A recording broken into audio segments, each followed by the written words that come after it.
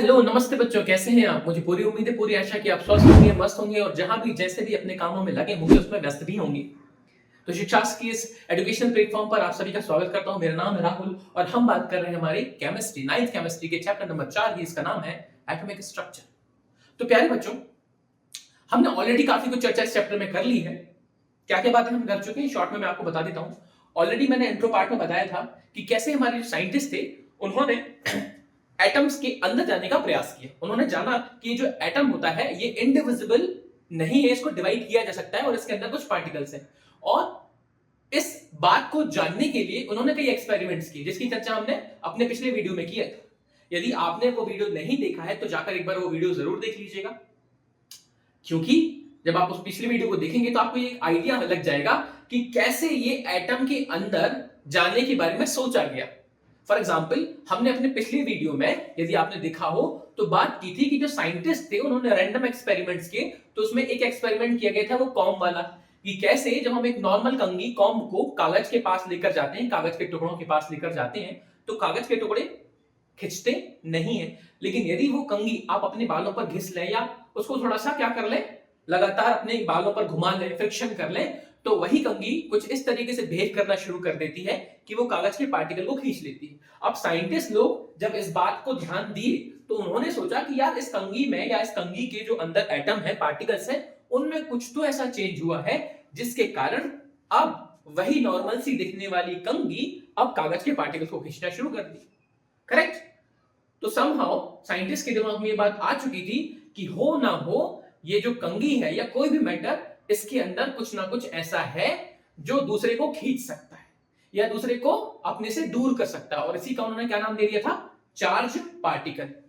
और इसी charge particle को प्रूव करने के चक्कर में हमारे सामने एक एक्सपेरिमेंट आया। और उस एक्सपेरिमेंट को किसने डिस्कवर किया बेटा?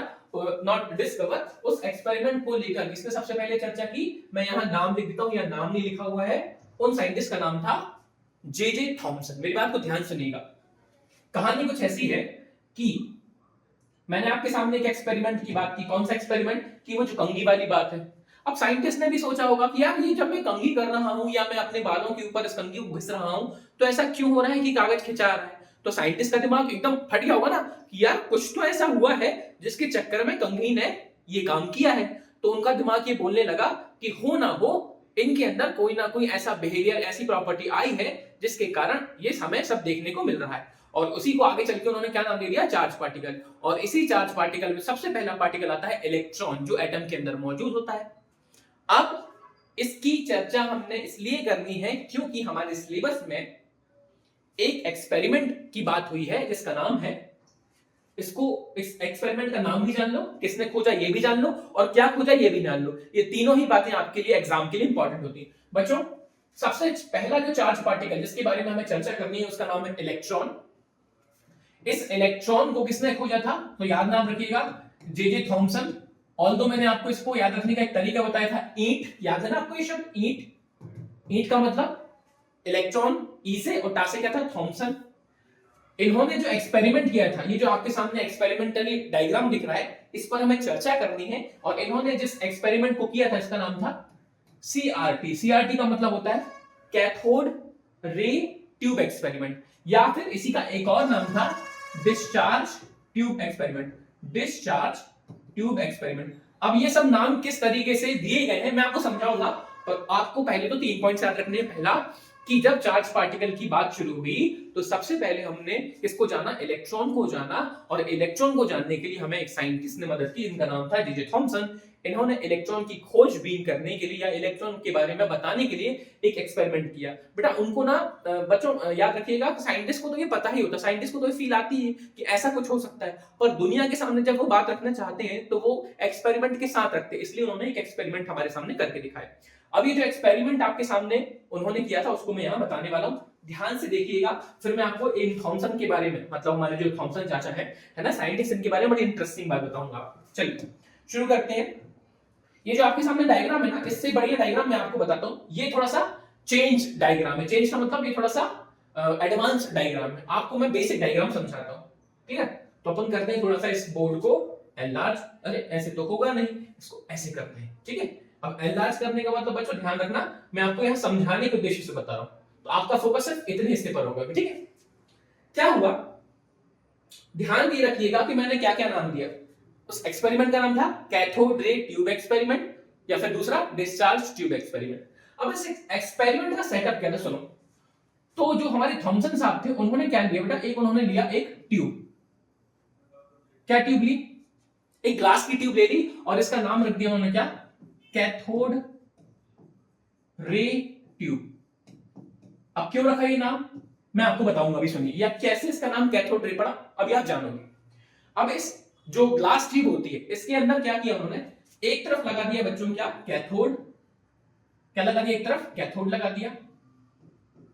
अब ये जो कैथोड होता है जनरली ये नेगेटिव वाला हिस्सा होता है, ये नेगेटिव टर्मिनल होता है। एक तरफ उन्होंने कैथोड की प्लेट लगा दी, कैथोड वाली प्लेट लगा दी, मेटल की प्लेट लगा दी जो कि नेगेटिव टर्मिनल होता है। वहीं दूसरी ओर उन्होंने क्या लगा दिया, दूसरी ओर उन्होंने लगा दिया एक दूसरी प्लेट जिसका नाम था एनोड। एनोड, और ये होती है जनरली कौन सी, आपकी पॉजिटिव वाली प्लेट होती है, ठीक है, कैथोड एंड एनोड। अब ध्यान से सुनिएगा, आगे उन्होंने क्या किया, आगे उन्होंने क्या किया, इन दोनों प्लेट्स को एक बैटरी के थ्रू जोड़कर रख दिया। ये पूरा एक्सपेरिमेंट का सेटअप बता रहा हूं मैं। सबसे पहले क्या किया उन्होंने, एक ग्लास ट्यूब ली, इस ग्लास ट्यूब के अंदर उन्होंने एक हिस्से पर या एक टर्मिनल पर कैथोड लगा दिया, एक हिस्से पर एनोड लगा दिया, दोनों को ही बैटरी से कनेक्ट कर दिया। ये क्या है, बैटरी है।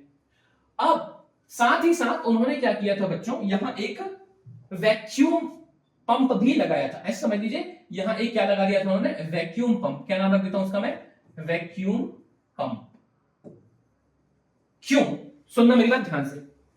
हुआ यूं कि जब उन्होंने ये एक्सपेरिमेंट करने के बारे में सोचा, तो क्योंकि वो किसके बारे में पता करना चाहते थे, इलेक्ट्रॉन के बारे में, ऑब्वियस सी बात है ना, इलेक्ट्रॉन की चर्चा हो रही थी।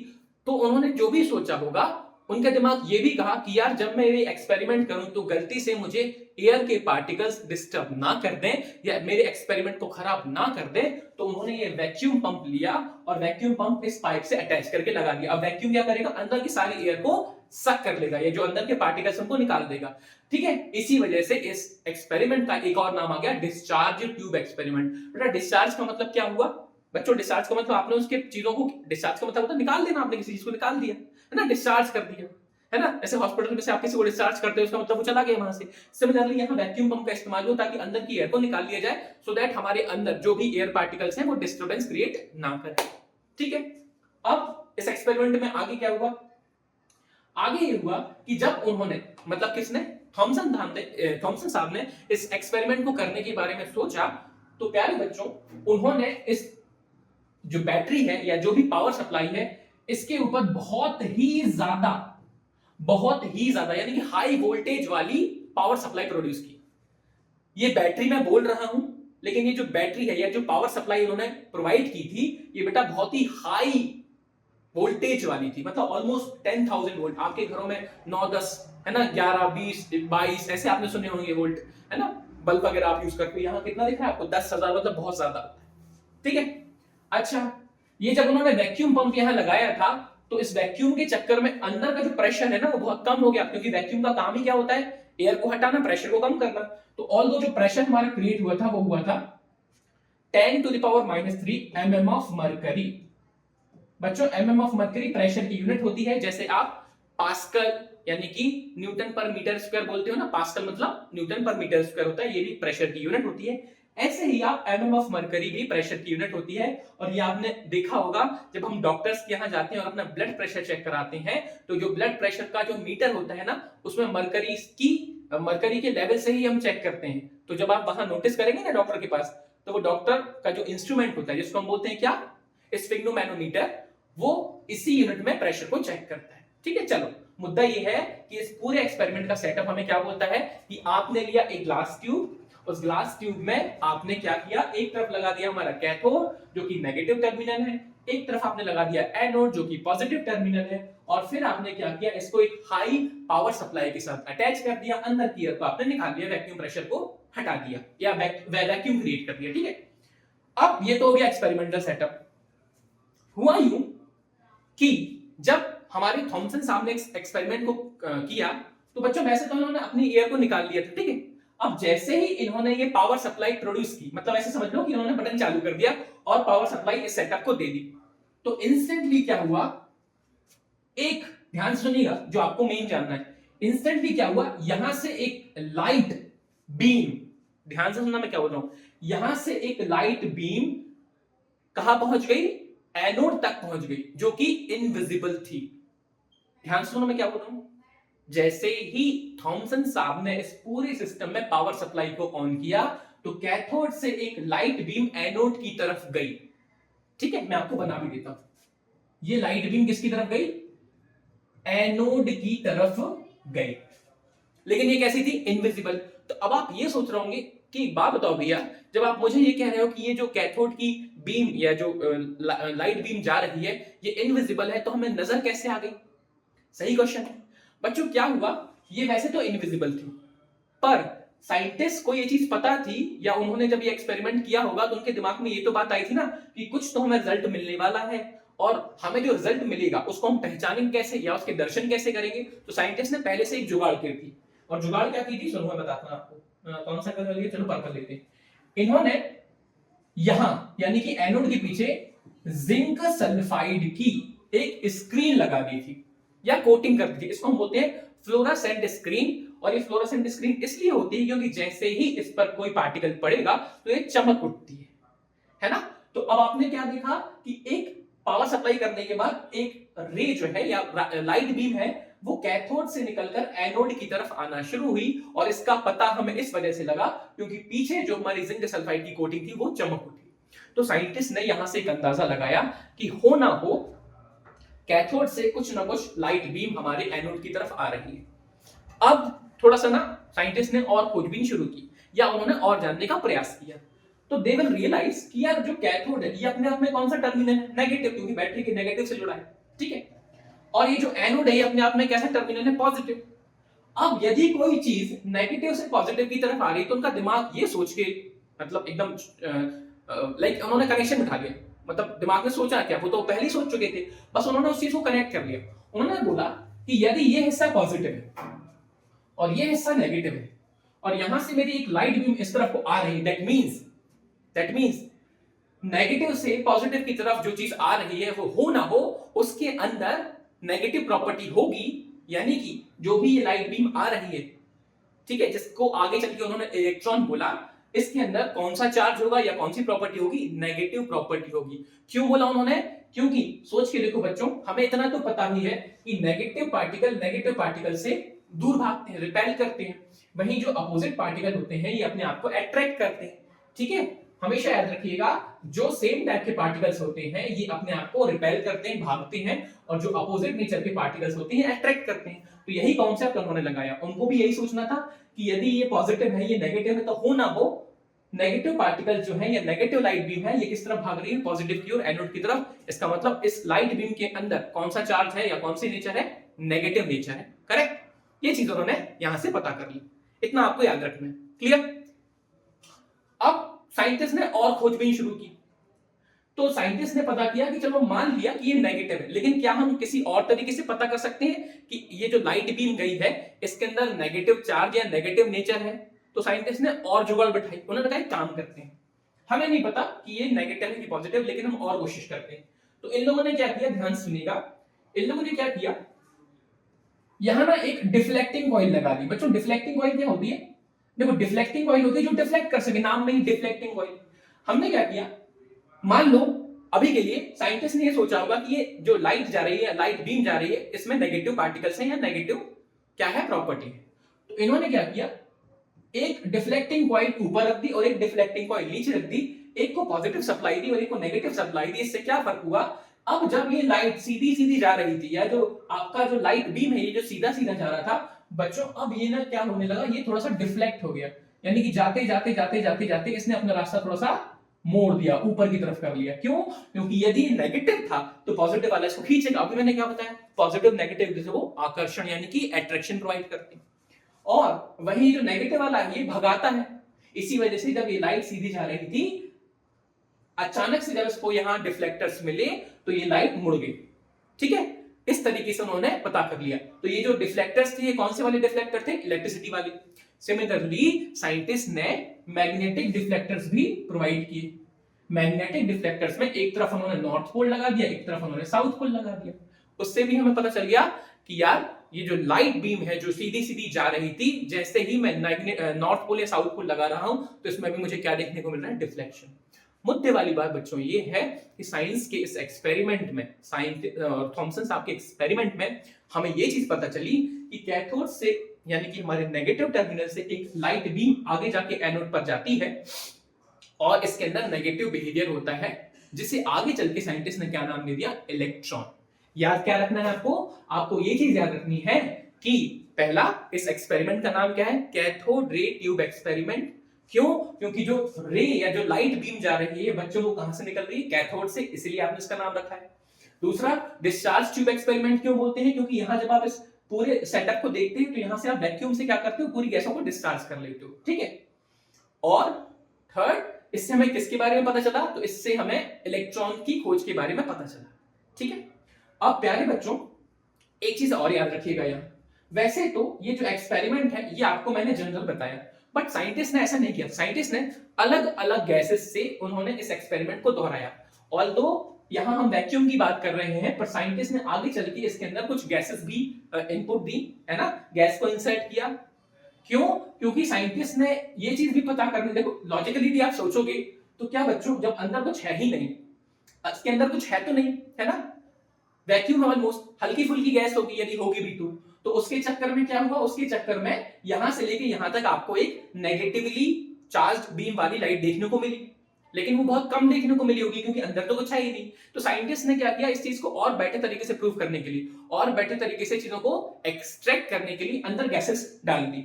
अब जैसे ही उन्होंने अंदर गैसेस डाली, फॉर एग्जांपल उन्होंने हाइड्रोजन डाली, तो हाइड्रोजन गैस डालने पर क्या हुआ, याद रखना अभी भी वैक्यूम है, इसका मतलब अभी भी प्रेशर हमारा लो रहने वाला है।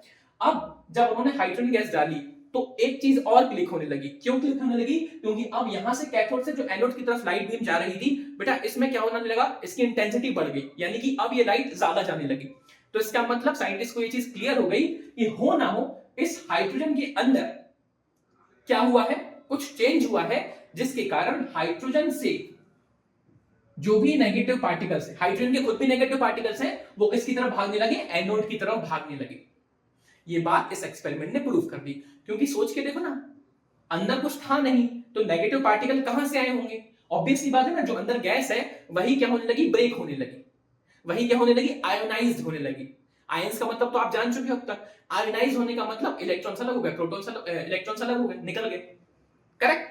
तो वो जो इलेक्ट्रॉन्स थे वो इस तरफ जाने लगे, क्लियर। तो this is the experiment based on Thomson's क्या बोलते हैं, थॉट प्रोसेस, ठीक है, सिंपल सा लॉजिक।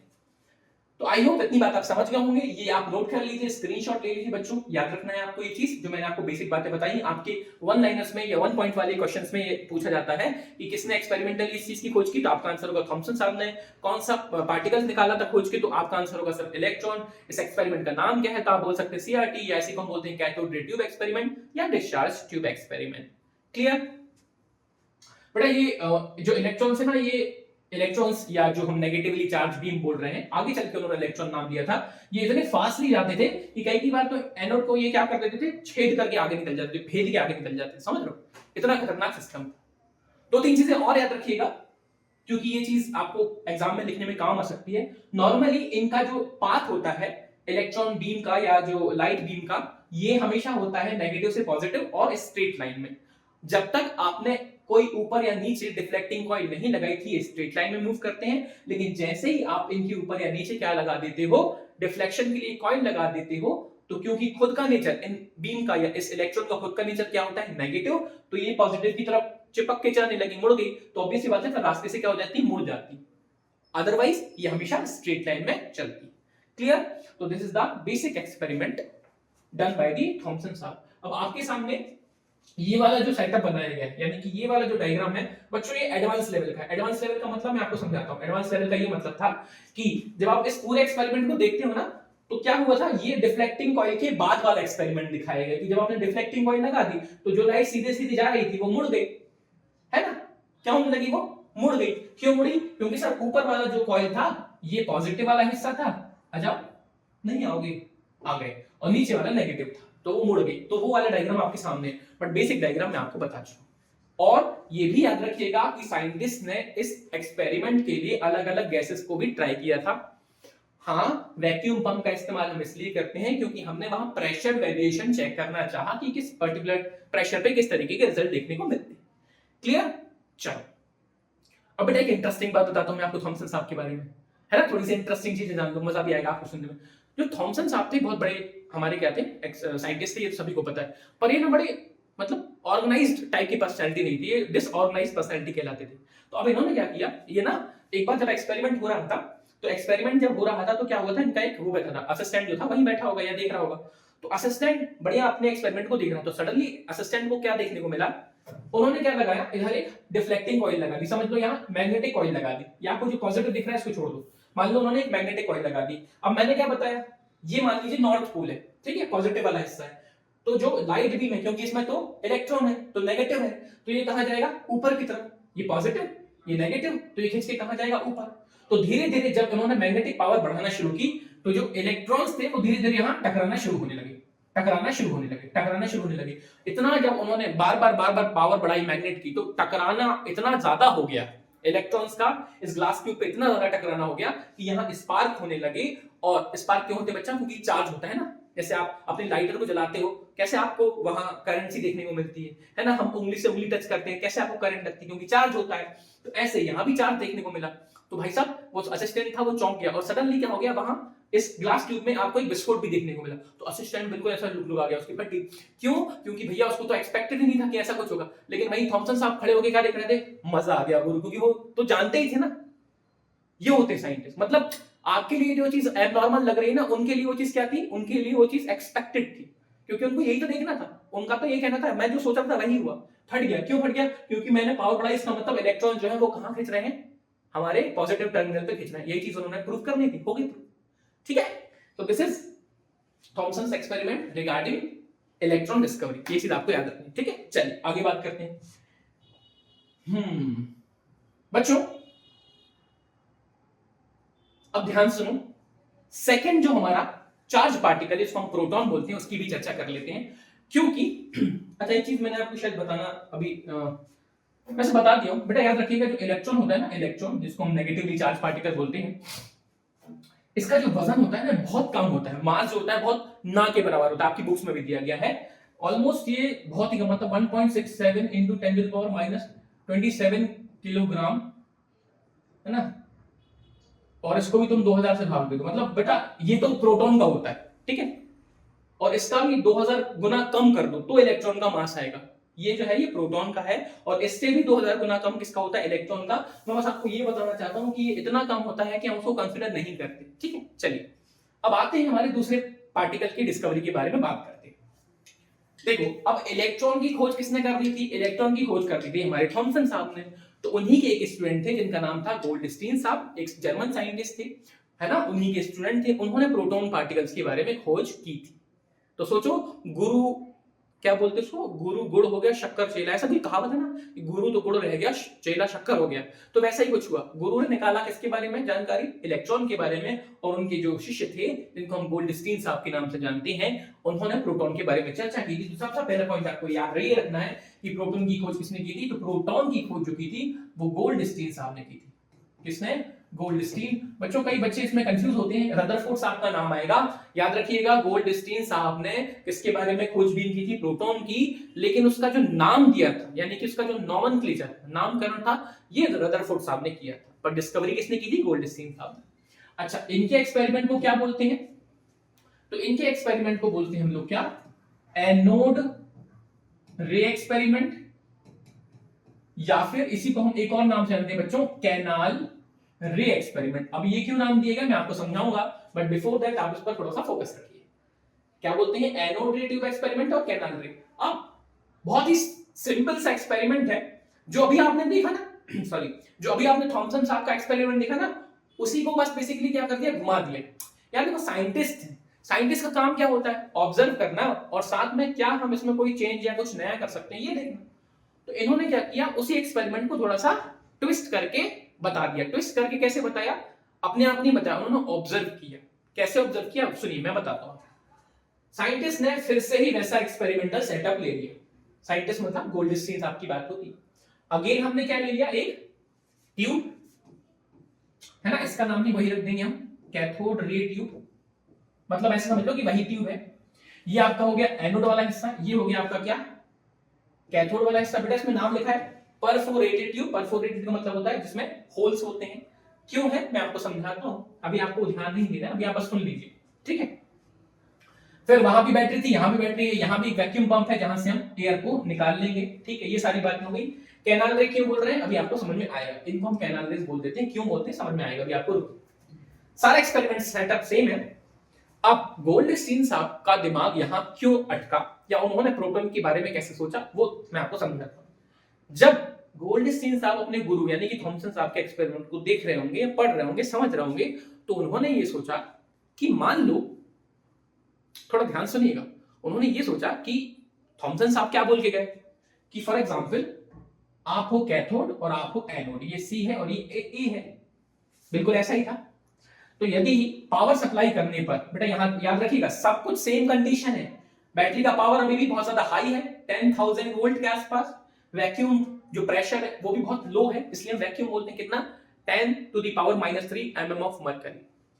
जब हमने पिछले एक्सपेरिमेंट में पावर सप्लाई की थी तो एक लाइट बीम को हम कहां से कहां कंसीडर कर रहे थे, कैथोड से एनोड, और उसी लाइट बीम को हमने क्या नाम दे दिया था आगे चल के कि ये जो लाइट बीम है ये लाइट बीम नहीं है, ये इलेक्ट्रॉन्स के पार्टिकल हैं जो कि अपने आप में नेगेटिव चार्ज रखते हैं। उन्होंने कहा ठीक है, इतनी बात तो हमने मान ली थी।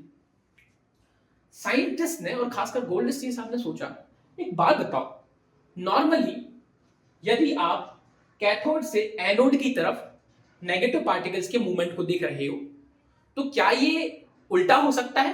क्या कहीं ऐसा तो नहीं है कि कोई पार्टिकल या कोई लाइट एनोड से कैथोड की तरफ भी आ रही हो? भाई सोचने वाली बात थी ना, किसी ने एक डायरेक्शन में सोचा, किसी ने उसी का अपोजिट सोच लिया।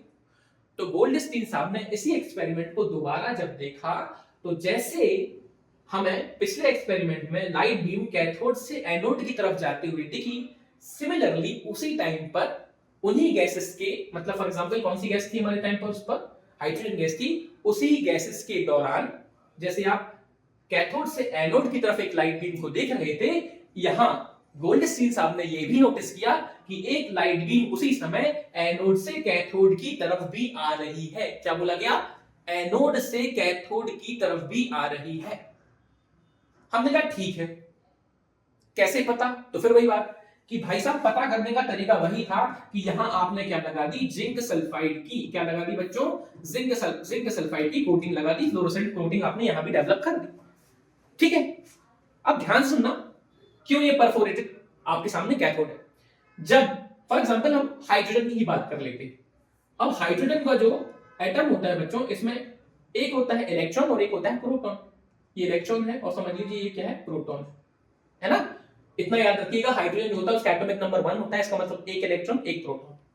तो जब हमने पिछला एक्सपेरिमेंट देखा तो इससे हमें थॉमसन साहब ने बता दिया था कि यार पावर सप्लाई के दौरान ये जो इलेक्ट्रॉन्स है या जो नेगेटिव पार्टिकल्स है ये कैथोड से एनोड की तरफ भागना शुरू करते हैं। क्यों? क्योंकि कैथोड खुद अपने आप में नेगेटिव है, एनोड खुद अपने आप में पॉजिटिव है, तो नेगेटिव वाले जो पार्टिकल्स है वो पॉजिटिव की तरफ अट्रैक्ट होते हैं, भागते हैं। तभी गोल्डस्टीन साहब ने जब दूसरी लाइट देखी, वो जो लाइट कहां से कहां आ रही थी, एनोड से कैथोड की तरफ आ रही थी, उसके बारे में जब उन्होंने ध्यान से सुना और समझा और देखा, बच्चों सबसे पहली चीज उन्होंने जो नोटिस की, पहले जो प्लेट थी ना बेटा, ये पहले प्लेट नॉर्मल थी, मतलब इसमें छेद वगैरह नहीं थे।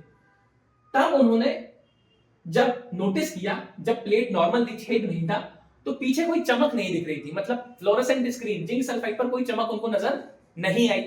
तो उनका दिमाग ये बोलना शुरू कर दिया कि यार कहीं ऐसा तो नहीं है कि इलेक्ट्रॉन्स हल्के होने की वजह से, मास की बात की ना, इलेक्ट्रॉन बहुत हल्के होते हैं, इलेक्ट्रॉन्स हल्के थे तो पिछले एक्सपेरिमेंट में यानी कि जे थॉमसन के एक्सपेरिमेंट में वो इलेक्ट्रॉन इस प्लेट को फाड़ के आगे निकल गए। स्पीड किसी भी चीज की बेटा, मोमेंटम फिजिक्स में आप पढ़ते हो ना, मोमेंटम में क्या होता है, यदि किसी चीज की मास कम है तो उसकी वेलोसिटी अच्छी हो सकती है, उसके पास एनर्जी ज्यादा हो सकती है, लेकिन किसी के पास यदि मास कम है तो उसका मोमेंटम कम होने के चांस होते हैं ना, वो बहुत तेजी से भाग नहीं सकता। ऐसे हाथी की बात करें और चीते की बात करें इन जनरल, तो सिमिलरली उन्होंने ये सोचा, कौन ने, गोल्डस्टीन साहब ने, कि यार जब मैं एक लाइट यहां से यहां महसूस कर रहा हूं या कोई पार्टिकल्स एनोड से कैथोड की तरफ जा रहे हैं तो मुझे पीछे चमकता हुआ क्यों नहीं दिख रहा है? तो उनका ये दिमाग दौड़ा कि हो ना हो कहीं ना कहीं ये बात हो सकती है कि ये वाले जो पार्टिकल्स हैं, यानी कि पॉजिटिव वाले जो पार्टिकल्स हैं, इनका वजन थोड़ा सा ज्यादा है, इसलिए इतनी तेजी से हिट नहीं कर पा रहे हैं कि इसको भेदते हुए, इसको चीरते फाड़ते हुए कहां निकल जाए? पीछे। तो उन्होंने क्या किया? उन्होंने अपनी कैथोड प्लेट को छेद वाली प्लेट बना के रख दिया और इसी प्लेट को हम बोलते हैं परफोरेटेड प्लेट। और जैसे उन्होंने ये प्लेट यहां रखी तब ये पार्टिकल्स या वो जो पॉजिटिव लाइट बीम थी ये बड़ी आसानी से इस प्लेट के पीछे हमें जिंक सल्फाइड पर दिखने लगी, चमकने लगी और उनका एक्सपेरिमेंट एकदम क्रिस्टल क्लियर हो गया। ठीक है, अब क्यों हमने इसका नाम रखा था कैथोड रे एक्सपेरिमेंट? क्यों बेटा? सॉरी, कैथोड रे बोल रहा हूं, एनोड रे। क्यों? क्योंकि ये रेज जो है कहां से आती है? एनोड से आने लगी। कहां की ओर? कैथोड की ओर। तो जब आपने पिछले में बोला था ना कैथोड रे, क्योंकि वो कैथोड से आ रही थी, इस वक्त आपने बोल दिया एनोड रे क्योंकि ये एनोड से आएंगी। समझे बच्चों? और एक चीज याद रखिएगा, जैसे ये नेगेटिव पार्टिकल पॉजिटिव की तरफ खींचा जा रहा था, ऐसे ही पॉजिटिव पार्टिकल किसकी तरफ खिंचाता है बच्चों? हमारे कैथोड की तरफ। और क्योंकि ये एक छोटे छोटे छेदों से निकलता है, क्या बोला मैंने? ये एक छोटे छोटे परफोरेटेड प्लेट छोटे छोटे छेदों से निकलता है, तो उसको हमने एज अ गुफा, हिंदी में कैनाल, हिंदी होती है उसमें कैनाल को क्या बोलते हैं? हिंदी में गुफा बोलते हैं ना। गुफा बोल रहा हूं, कैनाल मतलब एक सकरा सा एरिया है ना। कैनाल, गुफा तो हम बेटा केव को बोलते हैं। कैनाल मतलब होता है छोटा सा पतला सा सकरा सा एरिया जहां से आप पानी को बाहर, है ना, नहर वगैरह जिसको आप हिंदी में बोलते हो। सेम यहाँ, तो ये जो छोटे छोटे हिस्से थे ना, ये बहुत ही सकरे थे, छोटे थे और यहाँ से आपके पार्टिकल्स निकल रहे थे, तो इसी वजह से इसका एक और नाम रख दिया कैनाल रेस, कैनाल। ठीक है, समझे? क्लियर?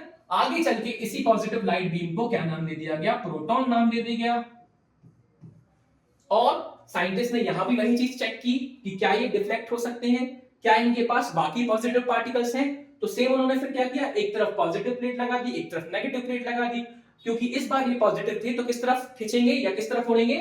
यदि मान लीजिए यहाँ पॉजिटिव प्लेट लगाई और नेगेटिव प्लेट लगाई तो ऑब्वियस सी बात है कि ये जो पॉजिटिव वाले हैं बेटा, ये किस तरफ शिफ्ट मारेंगे? नेगेटिव की तरफ, है ना। तो इसी एक्सपेरिमेंट से उन्होंने ये सब जाना कि हो ना हो जो चीज या जो लाइट बीम हमारे एनोड से कैथोड की तरफ आ रही है, इसमें पॉजिटिव क्या है? चार्ज है।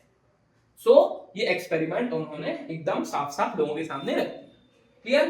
तो यहां भी आपको दो तीन चीजें याद रखनी। पहला, इस एक्सपेरिमेंट का नाम क्या है? एनोड रे। क्यों? क्योंकि रेज एनोड से आ रही है। दूसरा, कैनाल रे क्यों बोलते हैं? क्योंकि ये जो छेद होते हैं ये एज अ कैनाल की तरह बिहेव करते हैं और इसी से हम जा रहे हैं।